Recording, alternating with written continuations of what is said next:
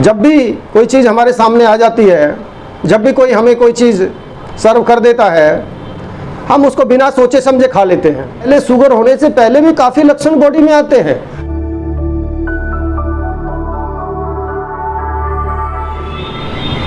Hello दोस्तों,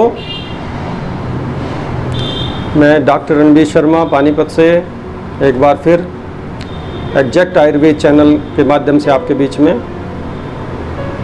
हमने जो रिसेंट वीडियो निकाला था उसमें मधुमेह शुगर का जो रूट कॉज था उसको बताया था। मधुमेह का रूट कॉज क्या होता है, और वो बताया था कि जठराग्नि, जिसको हम डाइजेस्टिव पावर कहते हैं, पाचन क्रिया कहते हैं, उसका दूषित हो जाना या उसका कमज़ोर हो जाना, मंद हो जाना, ये शुगर का रूट कॉज। आज का वीडियो में हम जो उसी विषय को आगे बढ़ाते हुए जो रूट कॉज है, मूल कारण है शुगर का, जठराग्नि का मंद हो जाना या दूषित हो जाना, उसके क्या कारण है फिर? क्योंकि जब तक वो समझ में नहीं आएगा तब तक हम रूट कॉज को ठीक नहीं कर पाएंगे, और जब तक रूट कॉज ठीक नहीं होगा तो हम उस रोग से बच भी नहीं पाएंगे। तो इसलिए अगर हमें शुगर से बचना है तो उसके रूट कॉज को जो डिस्टर्ब करती है, जो चीज़ें, जो फैक्टर्स उसके रूट कॉज को अफेक्ट करते हैं डायरेक्ट और इनडायरेक्ट, तो उनसे बचना पड़ेगा, उनकी जानकारी लेनी पड़ेगी। तो उसी को आज मैं आपके सामने रख रहा हूँ। जठराग्नि का जो सबसे बड़ा जो कारण मंद होने का है, कमज़ोर पड़ने का है, उसके लिए एक वर्ड आयुर्वेद में आया है, अध्यासन। अध्यासन का मतलब होता है बार बार खाना। हम जब भी कोई चीज़ हमारे सामने आ जाती है, जब भी कोई हमें कोई चीज़ सर्व कर देता है, हम उसको बिना सोचे समझे खा लेते हैं। ये सबसे बड़ा कारण है जठराग्नि के मंद होने का। और इसके पीछे जो लॉजिक है वो ये है कि पहला खाना हमारा हजम नहीं हो रहा होता और दूसरा खाना उसमें चला जाता है। तो ऐसे जब बार बार वो चीज़ होती रहती है तो वो खाना कभी पचता नहीं है, और जब वो पचता नहीं है तो वो कच्चा रहेगा, और कच्चा रहेगा तो नेचुरल बात है कि वो हमारे रोगों का कारण बनेगा, जिससे हमारी जो जठराग्नि है वो मंद पड़ जाएगी कुछ समय के बाद। उसके बाद भिन्न भिन्न प्रकार के रोग होंगे। तो इसमें सबसे बड़ा कारण मैंने जो बताया कि हम सुबह उठते ही बेड टी या बिस्किट वगैरह खा लिए, फिर उसके बाद नाश्ता कर लिया, फिर चाय पी ली, फिर बिस्किट खा लिए, कुछ और फ्रूट खा लिया, बीच में स्नैक्स ले लिया, दोपहर को लंच ले लिया, शाम को 4 बजे 3 बजे फिर रिफ्रेशमेंट ले ली, शाम को फिर डिनर ले लिया, सोते टाइम फिर कुछ ले लिया, किसी के घर चले गए, कहीं पार्टी में चले गए, कहीं बाहर घूमने चले गए, तो वहाँ पे जैसा जिसको नज़र आया और उसने वो खा लिया। तो ये सबसे बड़ा हमारे जठराग्नि को दूषित मंद करने का, कमज़ोर करने का सबसे बड़ा कारण है अध्यासन, बार बार खाना। हमें खाना जो है वो कम से कम 6 घंटे के इंटरवल पे खाना चाहिए। एक बार आप जो भी खाना है उसको एक बार खा लो, फिर 6 घंटे तक कम से कम आप दूसरा खाना मत लो, दूसरी डाइट,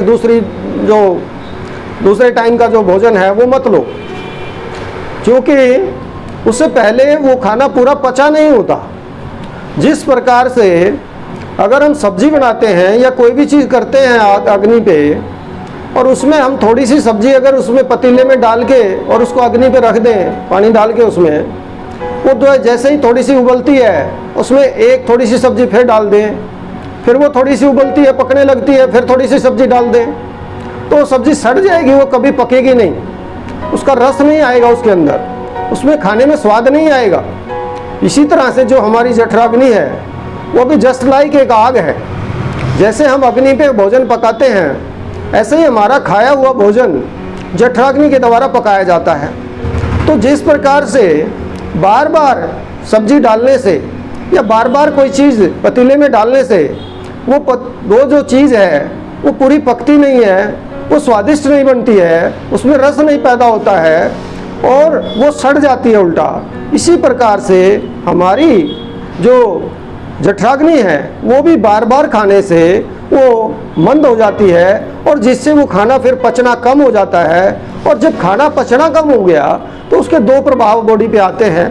एक प्रभाव तो ये है कि उसमें कच्चापन रहेगा, और जो चीज़ कच्ची रहती है वो तो हमेशा चिपकती है हर एक चीज़ को, और जब वो चिपकेगी तो हमारे जूसेस जो हैं वो कम निकलेंगे, और जूसेस कम निकलेंगे तो वो फिर पाचन क्रिया को और ज़्यादा कम करेंगे, जठराग्नि को और ज़्यादा कम करेंगे। और इस प्रकार से ये डायरेक्टली प्रोपोर्शनल कि वो उसको कर रहा है तो वो उसको कर रहा है। तो इस तरीके से अगर हम बार बार खाना खा रहे हैं उससे सीधा जो हमारा खाना है वो ठीक से पचता नहीं है, और जब खाना नहीं पचता है उससे जो जूसेस नहीं निकलते हैं उससे वो अपचन और ज़्यादा बढ़ जाती है, उससे वो इंडाइजेशन और ज़्यादा बढ़ जाता है। तो ये फिर एक दूसरे के पूरक हो जाते हैं, और ये प्रक्रिया जो है ये जब तक इसका कंप्लीट ट्रीटमेंट ना हो जाए ये प्रक्रिया ख़त्म नहीं होती, ये बढ़ती चली जाती है। और जब ये बढ़ती चली जाती है तो ये शुगर का मुख्य कारण बन जाती है। इससे पहले शुगर होने से पहले भी काफ़ी लक्षण बॉडी में आते हैं, कई चीज़ों का प्रभाव पता लगता है, लेकिन कहीं ना कहीं हम उनको इग्नोर कर जाते हैं, उसका प्रॉपर ठीक से ट्रीटमेंट नहीं करते हैं, और उसकी वजह से वो चीज़ बढ़ती चली जाती है। और वही कारण जो मैंने पीछे बताया कि उससे हमारा जो आमरस है, कच्चा रस बनता है और वो ब्लॉकेज का काम करता है। अगर उसने लीवर को ब्लॉक किया, लीवर के छेदों को ब्लॉक किया तो हेपेटाइटिस का कारण बनेगा, फैटी लीवर का कारण बनेगा। और अगर उसने पेनक्रियास, अग्नाशय को अगर उसने ब्लॉक किया, अग्नाशय की सेल्स, अग्नाशय की डक्ट्स जो होती हैं उनको ब्लॉक किया, तो नेचुरल है वो फिर अपचन और साथ में शुगर का कारण वो बनेगा। तो ये एक मुख्य कारण जो जठराग्नि का मंद होना है ये मैंने बताया।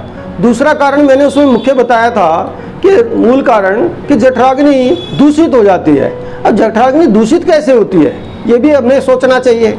जठराग्नि के अग्नि एक किस्म से शुद्ध अग्नि, शुद्ध पित्त है, शुद्ध एक पाचक जूस है, पाचक रस है, लेकिन कुछ तीक्ष्ण द्रव्य, कुछ गंदे द्रव्य, बासी खाना, कुछ अंग्रेजी दवाइयाँ जिनका सीधा सीधा प्रभाव होता है जो हमारे रोगों को दबा देती हैं, उनकी वजह से, तीक्ष्ण खाने की वजह से, जिसमें ज़्यादा तेज़ मिर्च मसाले या तली भुनी चीज़ें ज़्यादा खाने से, बासी खाना खाने से, बासी खाना खाने से भी दूषित होती है।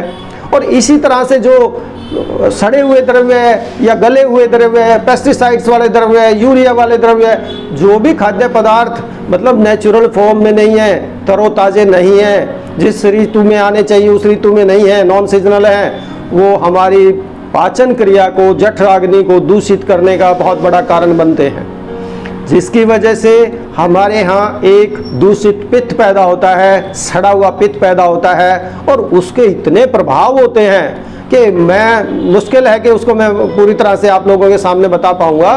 मुख्यतया उससे पेट में जलन, पेट में अल्सर और बीपी, रक्तचाप जिसको बोलते हैं, इस तरह के जो दूषित पित्त से हेपेटाइटिस उससे होता है, पीलिया उससे होता है, जो अपनी तिल्ली है, स्प्लीन है, उसके विकार उससे पैदा होते हैं, अर्श जिसको हम बवासीर बोलते हैं वो उससे होता है, रक्तार्श पैदा होता है, आंतों में सूजन होती है, टाइफाइड, गैस्ट्रोएंटेराइटिस जिसको बोला जाता है वो उससे पैदा होता है। मतलब बॉडी में कोई शायद रोग ऐसा हो जिसको मैं ये ना कह सकूँ कि इस दूषित पित्त से ना पैदा होता हो।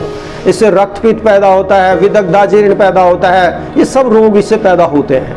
तो इसलिए अब इसका कारण मैंने आप लोगों को बताया कि खासकर ज़्यादातर सबसे बड़ा कारण इसके दो हैं मुख्यतया, चाय का बार बार सेवन करना और इसके साथ तली भुनी चीज़ों को लेना। दूसरा इसका सबसे बड़ा कारण है कि हर रोग के लिए हम अंग्रेजी दवाइयों का प्रयोग करते हैं। सिर में दर्द हो गया कोई गोली खा लेते हैं, एसिडिटी होगी गोली खा लेते हैं, पेट में गैस बन गई गोली खा लेते हैं, बुखार हो गया तो उसकी गोली खा लेते हैं। तो ये जो गोली खाने वाला जो एक पैटर्न जो चला हुआ है, जो एक सिस्टम चला हुआ है, ये सबसे बड़ा कारण है पित्त को दूषित करने का, जठराग्नि को दूषित करने का।